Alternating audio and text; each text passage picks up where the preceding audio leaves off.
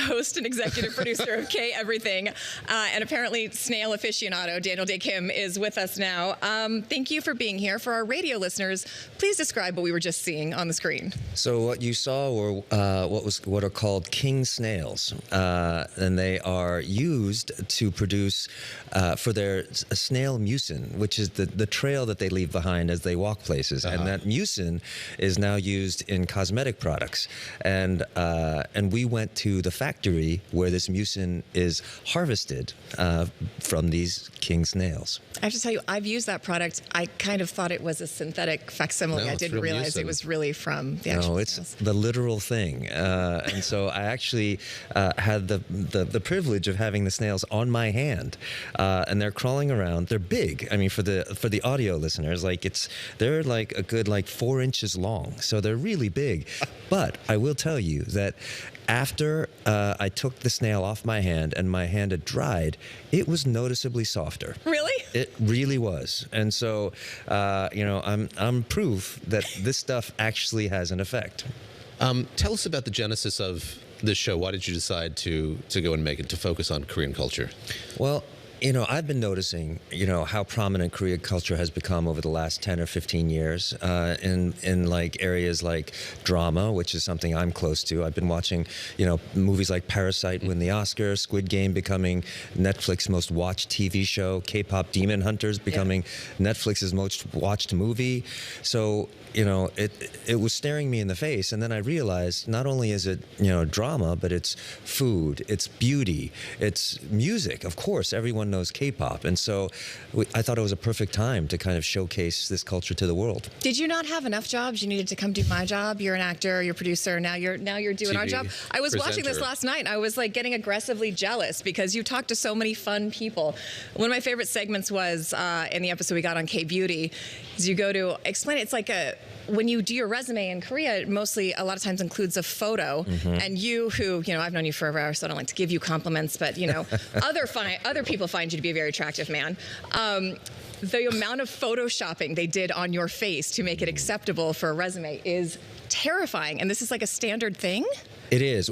Well, it's no longer required, but for a while, employers were requiring a photo to go along with your resume. And so Koreans, would start to stretch the boundaries of what they actually look like. So you can go to these photo booth places and you can ask for levels of retouching. And one is like K-pop goddess. and what they do is they'll retouch not only your skin, but they'll make your eyes symmetrical. They'll change your jawline subtly. They'll fix a crooked smile, whiten your teeth, but it's not so drastic that it's not you. But they call it the best version of you. You make this series, and I imagine you're wrestling with why Korean culture seems to be so resonant globally and so resonant at this moment. What's your thinking on that? It's a good question. Korea came from a war-torn, poverty-stricken nation just a few generations ago to one of the most modern civilizations in the world. And I think it has something to do with the competitive nature and the pride of the Korean people. And both those things are positives and negatives. So one of the things I did at the end of every interview was ask the interview subjects, what are 5 words you would use to describe the Korean society? And every one of them said competitive. Is that right? Yeah. Oh. And so that competitive nature, that drive, actually propels them to succeed in areas in such a short, compressed time. And at the same time, it can make it difficult at times to live there if you're falling behind or perceived to be falling behind.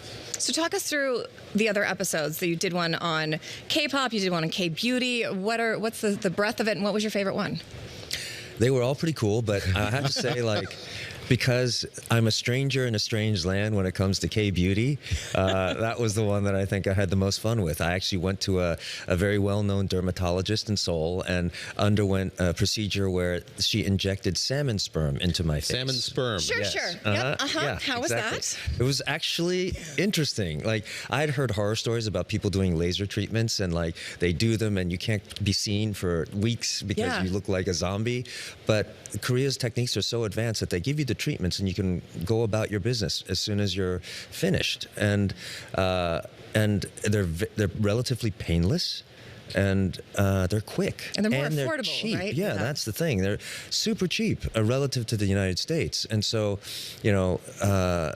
beauty, cosmetics, tourism is actually on the rise there. There's this one region where, or one part of the city where all the plastic surgery clinics are, and you walk down the street and sometimes you look like you're on the set of Walking Dead because everyone's in like bandages as they're walking down the street and sitting in cafes. It's very surreal. You opened the door to us talking about the economics of all of this. I'd love to get into that a little bit as well. Yes, there's the massive cultural resonance that we've seen, but this is a huge business. Korean culture, the export of Korean culture is a huge business worldwide. Yeah, it's a huge business, and it's government supported. There are initiatives on behalf of the government to introduce Korean food to the world. We get into that a little bit into the series.